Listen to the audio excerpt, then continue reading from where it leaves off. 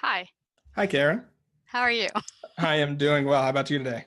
I'm pretty excited about this. Great. I am excited as well. Alrighty. You may not have joined us on the monthly momentum calls. So we have a tradition here where we ask you um, where you are and what you're working on before we get started with any of the work. Okay, I am in West Virginia and I am working on getting tenure. Working on getting tenure. Great. Um, do you, do you use the physical or the digital version of the momentum planner? Both. You use both. Great. Okay. Do you have a preference for how we might talk about this? And not sure what you're asking. Um, don't worry about it. What I was going to say is there's different ways in which we can use the tools, but we'll just work on the chunking down and everything like that. So let's start are you bottom up or top down planner? I am somewhere in between. Somewhere in between. Somewhere in I'm between. sorry. I love I'm it. still trying to learn this, so. It is all good, Karen. All right. Let's pretend that it was January 1st. And you're thinking about the five sort of projects the up to five projects that you want to handle this year. What are those five? Uh, Peer-reviewed publication. Okay. Okay, so we're already starting off bad with the marker. So give me a second.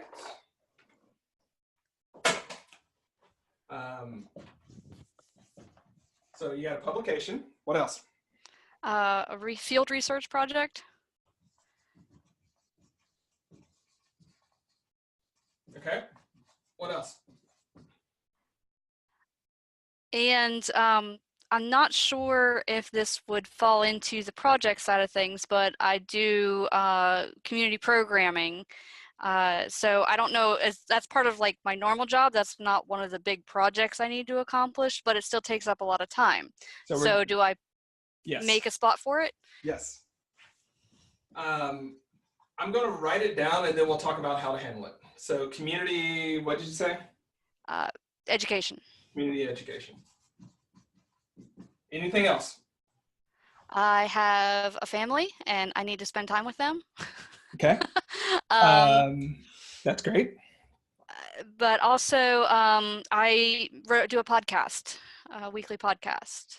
Okay. So I'll put the podcast down. Not that I'm overlooking the family bit, but I want to come back to that one. Anything else? Those are my big ones. Great. Is the podcast at a place where it's pretty routine at this point, or is it still a lot of learning and figuring it out and growing? And tell me a little bit more about that. The podcast, we basically research a new topic every week and do a half-hour podcast. And so it is a routine in that I've figured out how to get it uploaded and things like that, but we're still trying to expand it so that it is more widely known about and advertised and more easily referenced. Okay.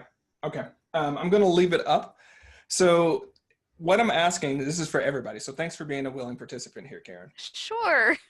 This is for everybody. You see this community education and podcast. Those are candidates for routines in the sense that we could say they're in the background. They eat up one of your project slots, but you're not being specifically planful about it in a way. Like it's more natural and reoccurring in that way.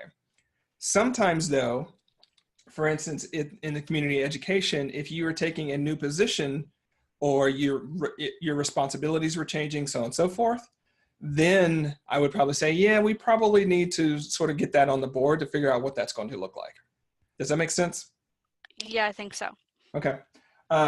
Because remember, they all sort of turn into projects. So it's really a matter of how much investment you're putting for them and so on and so forth.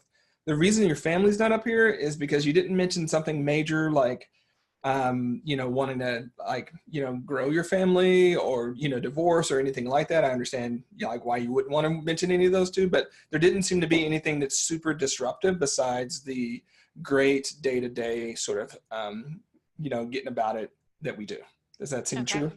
Yeah. I mean, the only thing we're trying to plan a vacation to DC, but I don't know.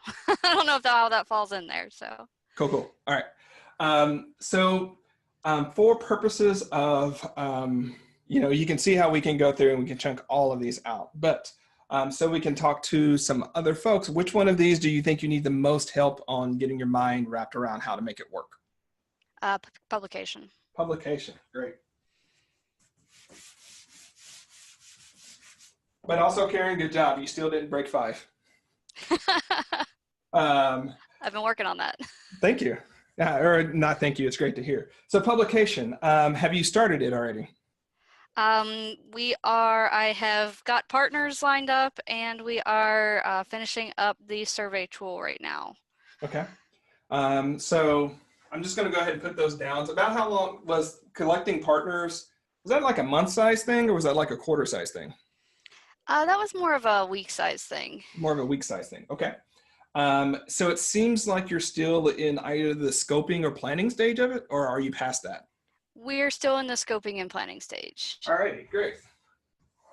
So I'm just going to call this the quarterly level. We'll see how well it works out for me this time. So the quarterly level, so I'm just going to say scoping publication requirements or something like that, right? Yeah. Next step would be to actually start doing something, right? Yes. What are thinking, not necessarily at the nitty gritty, but thinking in terms of like what's going to take you about a quarter, what would that look like? Data collection. Okay. Data collection. And so I'm going to cheat and just, you guys notice that I'm doing something. You might not be able to read my writing. Thankfully, you're not paying me for that. The verb noun construct is what does so much of the work for us. So verb noun construct, what do I mean? You see that I put publication there. I shorthanded it because I wanted to know what verbs we were going to start putting in front of the different chunks. And so I have scoping, scope publication requirements. It tells you the action that you're doing and what you're doing it to. It's the minimum that we need for to have a chunk that works. So we can say start data collection, or we can say collect data. Thanks, Sarah, for the thanks for that correction there. So we can say collect data. Also, what we're noticing here is how these verbs are linked. So are you guys seeing my screen or the board? You're seeing the board. Great. Okay. That's what I want you seeing. The art of this, and unfortunately I wasn't able to get it ready for today, is just understanding that there are sort of verbs and how they're linked, right? And so if we have basically planning the publication requirements or scoping, we have collecting data. There's a natural verb that happens after collection, which is what, Karen? Analysis? Analysis. There we go. I'm not trying to be condescending. I'm just trying to show like it becomes really clear if you focus on the verb and what's changing and going from there. So analyze data. And then we have a fourth that's going to pop up, which is find results. Yeah, find results or write results. Okay.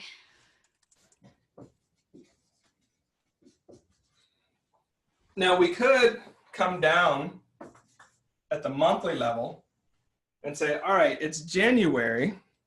This is where we start thinking about terms of month-size project, or the month-size projects are going to do that. So let's just focus on quarter one here because it's right in front of you. What are sort of 3 to 4 projects that you might have to do this month related to this? Publish the survey on Qualtrics.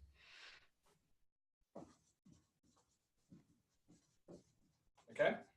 Solicit survey responses. Okay. And then run the data through a system, through SPSS or something. Yep. So, if we were to really clump that up as a month-size things, it would probably be something like, We have collect data as quarter two. So on this one, if we're looking at the monthly level, it would probably be something like publish survey, or start getting responses to survey. Okay. Does getting the survey reviewed count as a step? Because that's a. Yep. Okay. It does count as a step. So um, get So it's survey almost like reviewed. I was going still on the quarterly mindset, and so the survey responses was in data and or collect, and then the Yeah. system was to analyze. Yeah. Yeah. And so there's a trick here, Karen, where like there's a certain point where if we think that we're about right with about how long this is going to take, when it comes to quarter three and quarter four, you don't necessarily have to do all the chunking down there, and it may not be worth your time, because things are going to change here. But we know basically in quarter three of this year that you're going to be, in data analysis. And why that's useful is, though we're just looking at one project now, imagine some of those other projects. We can go ahead and put a stub, or we can put a quarter size project there on our annual planner, so that we know, okay, that's basically where my project should be, and I'm not overstacking myself. See how that works? Yeah, thank you. And so it's kind of like what I was saying there. Like if you ever get stuck with how to chunk down, that's where you go up and you say, okay, really, I'm collecting data.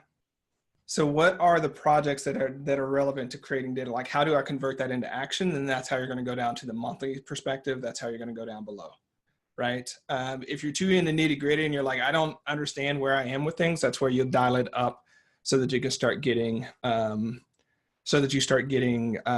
clarity, or excuse me, you start getting the context that you need. Okay. Yeah, thank you. And what you can do on each one of these is depends on who you are. And I know people don't like when I say depends. What I've learned that people don't like worse than when I say it depends is when I say this is exactly how you have to do it. So what you can do on this one is you might want to take it one project at a time and just work through the momentum planning, and then come back and do the next project in the same way, and then come back and do the next project, because you'll start to see how much time that you clawed and that you committed to. And there might be a certain point in which you're like, oh, I've got too many chunks of work. I got to change something. I got to move something around. It's not going to work. And then you can kind of see that well in advance. But if you're having trouble sort of seeing further than 6 months out, don't try to plan further than 6 months out at a monthly level or weekly level or anything like that. You just kind of stay at the level that you can see and feel. Does that help, Karen? It does. One of the problems I have is actually kind of the opposite, in that I have this need to find every little detail, and I can't get started until I feel like I understand each detail of what's laying out, and I spend all my time planning and no my time doing. Yeah. Is that just your version of perfectionism creeping up on you? Most definitely. Okay. So we have a post, we have several about perfectionism. One about the fact that like perfectionism feeds us in a certain way, or we think it feeds us in a certain way. And if we know that it's a certain level of, well, let me pause. Let me say it this way. I would encourage you to start embracing good enough plans and building enough plan in the schedule, so that like on a Monday is where you can do the 3% extra planning that you need to get that clarity that you need, that keeps driving it forward. Does that make sense, Karen? Yeah, I'll work on that one. Thank you. The thing about it is that like we know, from your own work actually about. I'll ask the question.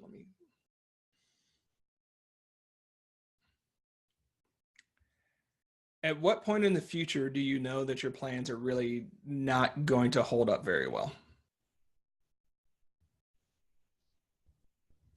Is it like 6 weeks out, 3 months out, 2 days out? I'd say about 6 weeks out. Okay. start getting shifted around and things come up and I have to change a lot. Great.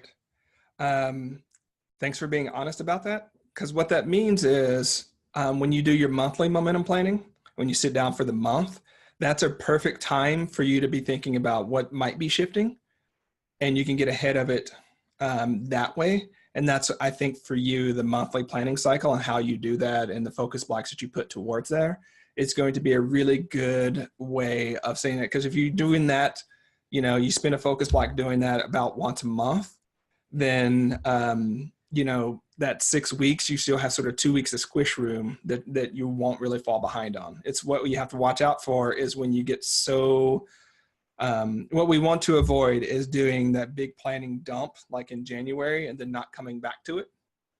And then in April, like, oh crap, like everything's crazy. Well, like what's going on, right? That's exactly what we want to avoid. We want to say, we're doing the best we can in January to see out as far as we can. But we know that February 28th, we're going to sit down and we're going to do it again. And we're going to look out 4 weeks and say, hey, okay, what's going on? Something like that, right? So just that's what you want to do. And that you have 6 weeks, outside of 6 weeks is outside of your planning headlights. So just plan every 4 weeks and, take a couple of hours to do it. Go to the library, not your office, and get it done and come back and just trust that for the next 4 weeks, you got it handled until the next planning session. Awesome. Thank you. Does that help? Yes, it does. Any other questions? Not right now. I think I'm on a good start here, and I'll let you talk to somebody else. Great. Thanks, Karen. Thank you. All righty.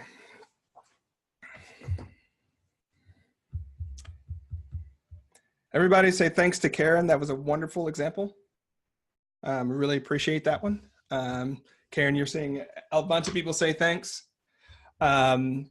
As I said, why I like doing the breakouts is because some of this other stuff comes up of like, oh, it's really my perfectionism. Oh, it's really that I know that my plans go out about this far.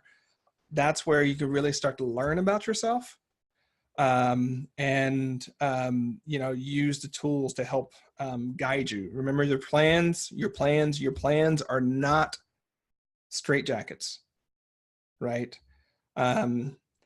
They're just there to help guide you, and they're there to change when they need to change to keep you going the direction that you're trying to go.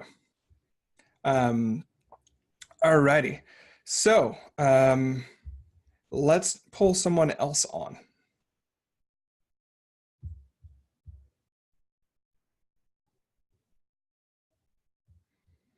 Deirdre, I do see your question. Does the time frame that you can see for planning grow over time? Yes.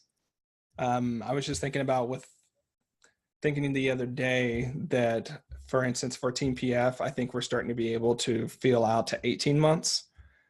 And just think of 18-month size projects that are going to last that long. So it does grow, but I think the challenge is that most of us are pretty adept at the week. We're pretty adept at the day. But after that, it gets super, super murky, which is why I tell people to focus on the monthly and the quarterly level, because if you start mastering those, you can master greater time perspectives. But if you really, really struggle with the monthly and the quarterly, it's going to be hard for you to get the traction going. And it is, I forgot to say this earlier on. Thanks so much for the question, Deirdre. All of this is a skill, y'all. It's a skill. It's a learnable skill that you can practice, that you can get better at. None of us are innately better planners. We didn't pop out of the womb being able to plan things. We learned it, which means that you can learn it too.